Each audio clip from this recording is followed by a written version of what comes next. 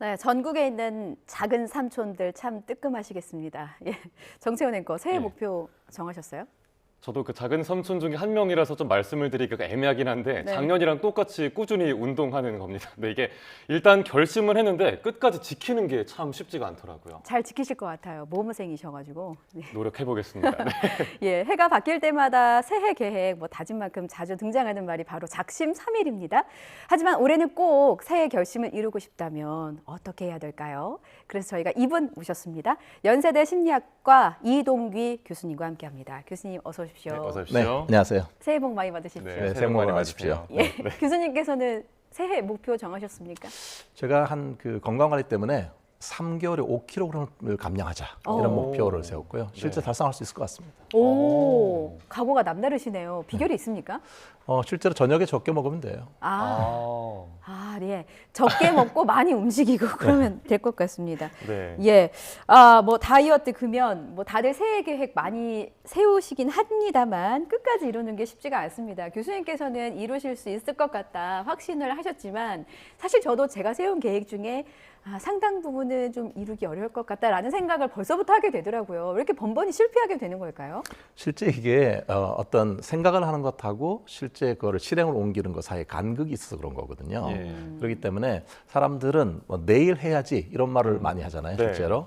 사람들이 어떤 일을 할 때 실행을 하지 않고 이걸 미루는 그 단계가 있는데 예. 각자 자기가 어떤 단계에서 주로 미루는지를 아는 게 되게 중요해요. 어떤 사람- 단계에서? 네, 어떤 사람들은 계획하는 단계에서 미루는 사람들이 있고요. 예. 네. 어떤 사람은 계획은 하긴 했는데 일을 시작하는 착수 단계에서 미루는 사람이 있고 또 어떤 사람은 일은 시작은 했는데 지속을 못하는 사람들이 또 있을 수가 있고요. 또 어떤 사람은 기한이 정해진 일 같은 경우에 완수를 못하는 단계가 있을 수 있거든요.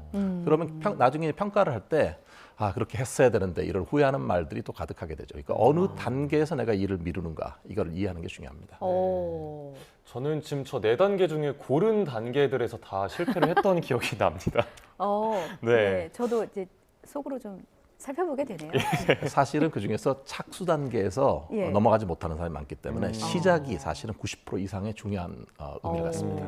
그래서 시작이 반이다라는 우리 속담도 있는 건가요? 네, 그게 맞는데 실제로 시작이 저는 90%라고 생각해요. 왜냐하면은 어떤 일을 한 주에 하고 나서 다음 주에 첫 번째 일을 안 하고 나서 미뤘잖아요. 예. 그럼 그다음에 다음 주에 그 일을 할 확률은 실제로 8%밖에 안 됩니다. 8%요. 네, 92%가 실패한다는 얘기예요. 그러니까 시작이 90%다 이렇게 말씀드립니다. 시작이 90%다. 좋은 말씀이십니다. 예, 그런데 우리 사자성어 중에 또 아까도 작은 삼촌이라는 단어와 함께 나왔습니다만 작심삼일이란 말 중에 이 3일에 뭔가 기준이 있는 건가요?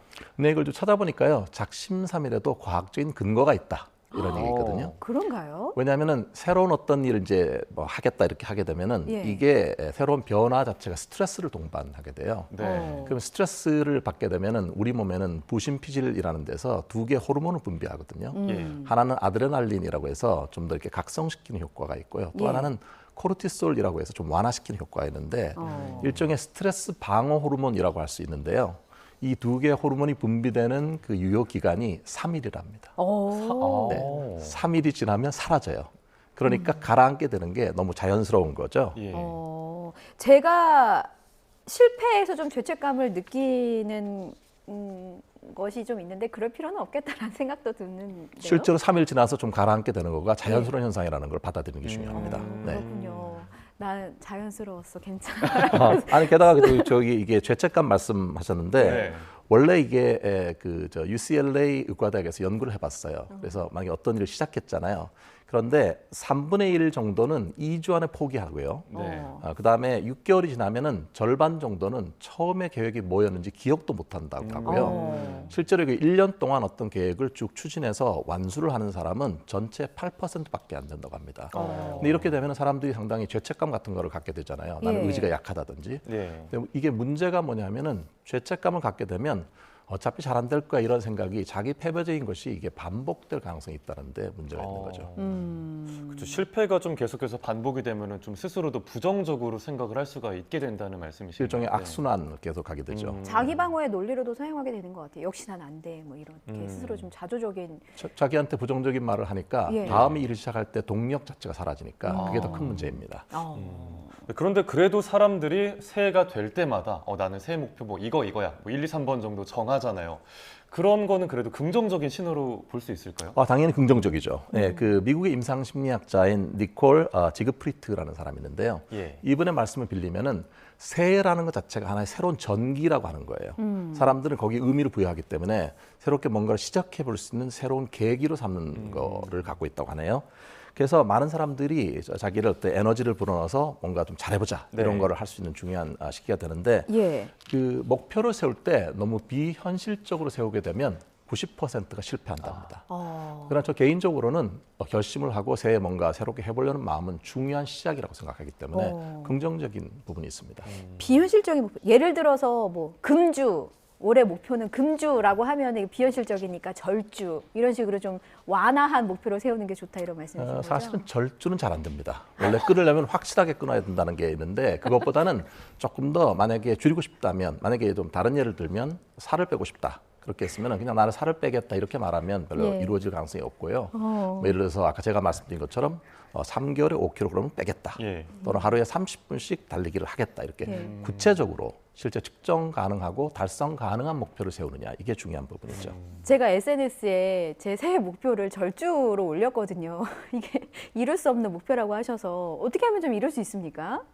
끊어야 됩니다. 아예. 이게 실제로 제가 이제 미국에서 저 알코올 중독자들 이렇게 치료를 한 적이 있는데요. 예. 거기에는 줄여간다는 거는 실제로 작동이 안 돼요.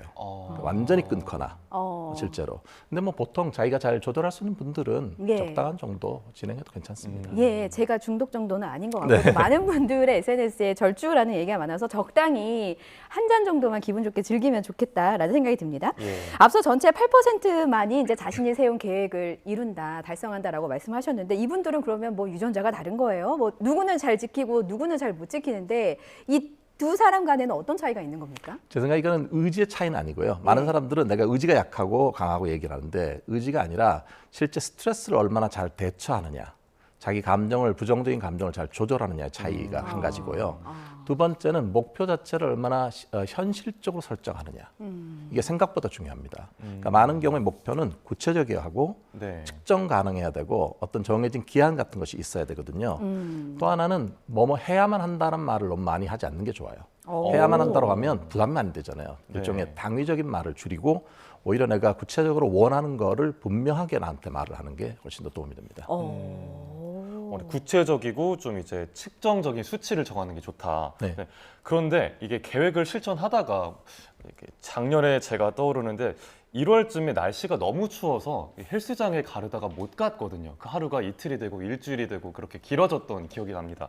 좀 심리적인 요인을 어떻게 하면 좀 조절할 수가 있을까요? 네, 이게 많은 분들 같은 경우에는 실제 이제 물론 피치 못할 현실적인 이유 같은 것들도 있는데 네. 또 어떤 분들은 하지 말아야 할 이유를 만 가지는 생각해내거든요. 자체가. 네. 저도 가능할 것 같아요. 이게 이제 저는 이제 주로 구물거림이나 완벽주의 이런 거를 연구를 계속 해왔는데요. 네. 제가 한 가지 발견한 건 뭐냐면 많은 사람들은 내가 계획을 잘 못 세워서 시간 관리를 잘 못해서 이렇게 생각하잖아요. 네. 근데 저는 구물거림이나 뭔가 미루는 행동 같은 것들은 실제적으로 시간 관리의 문제라기보다는 감정 조절의 문제이다. 이렇게 말씀드리고 싶어요. 왜냐하면 실제로 이걸 하는 과정에서 여러 가지 뭐 양가 감정도 생기고 하고 싶지만 하기 싫어 이런 마음도 생기고 네. 이런 것들이 충돌하기 때문에 이 부정적인 감정 상태에 그냥 있으면서 옴짝달싹 못하는 거거든요. 이거를 실제로 전진을 하려면 부정적인 감정을 잘 조절하는 게 훨씬 더 중요합니다. 그렇군요. 계획 세운 것들을 차근차근 감정 조절을 잘 하면서 이제 지키는 게 중요할 것 같은데 일기 쓰기가 또 계획을 지키는데 도움이 된다고 들었습니다. 이 부분 네, 실제로 설명해 일기 쓰는 게 주세요. 도움 되죠. 네, 왜냐하면은 일기 쓰는 것 자체가 자기 자신을 이렇게 행동 자체를 다시 돌아볼 수 있는 거잖아요. 네. 그렇기 때문에 앞으로 어떤 방향으로 가야 될지에 대해서도 알려주고 또 하나는 속에 뭐 여러 가지 생각이 있던 것들을 적으면서 마음이 이렇게 정화되는 감정 같은 것들을 가져요. 그래서 일기를 잘 쓰고 뭔가 잘 일종 리뷰를 잘 하게 되면은 네. 실제로 자기 효능감이 많아지게 되고 그러면 실제 행동으로 실천될 가능성이 높다고 합니다. 근데 일기 쓰기가 뭐 보니까 건강에도 실제로 도움이 된다 뭐 이런 연구도 있는 것 같더라고요. 네, 이게 심리학자인 로버트 에먼스라는 사람이 연구를 했는데요. 특히 감사 일기를 쓰라고 하네요. 하루에 감사한 그런 일들을 적어보는 거. 그걸 적게 되면은 실제로 행복감이 25%나 증진된다는 효과가 있는데 더 놀라운 건 뭐냐면 수면의 질이 좋아지고 어떤 일이나 운동을 하는데도 훨씬 활력이 생기기 때문에 네. 결과적으로는 신체 건강에도 도움이 된다고 합니다. 그렇군요. 교수님 요즘 SNS 많이 하잖아요. 네. 그 손글씨가 아니라 SNS 상에 나의 하루를 정리하거나 감사하는 얘기에서도 비슷한 효과가 나올 수 있는 건가요? 나올 수 있습니다. 나올 수 있는데 한 가지 조심할 건 뭐냐면 예. 너무 잘 쓰려고 하면 안 돼요. 무슨 말이냐면 이것도 하루를 완벽하게 요약을 하겠다든지 뭐 예를 들어서 길게 써야 한다든지 이런 압박감을 느끼게 되면 오히려 효과가 없고요. 만약에 그럴 경우라면 일주일에 한 2번 정도 쓰거나 아니면 그냥 길게 못 쓴다면 그냥 3줄만 쓰거나 이런 거를 예. 권해드립니다. 지금 말씀 들어보니까 저도 새 목표에 이 감사일기를 쓰는 걸 추가해야겠다는 생각이 좀 듭니다. 그런데 뭐 이런 말도 있잖아요. 그 작심삼일로 안 끝나려면 3일에 한 번씩 계속해서 뭔가 목표를 세우면 된다. 이런 말도 있는데 이런 말에 대해서는 뭐 어떻게 평가하세요? 실제로 이렇게 우리가 어떤 일을 아까 말씀드린 것처럼 3일이 지나면 가라앉게 돼 있거든요. 예. 근데 사실 그때 진짜 진정한 자기 모습이 나오는 거잖아요. 예. 이때 하루를 더 한다라는 생각을 하는 게 중요하고요. 자기 자신의 동기 수준을 재점화시키는 거. 부식도를 다시 이렇게 밝히는 거 이때 이게 중요하거든요. 그러면 3일이 4일이 되고 그다음 다시 시작하면 되죠. 네. 하루라도 한 것이 하지 않는 것보다 훨씬 낫기 때문에요.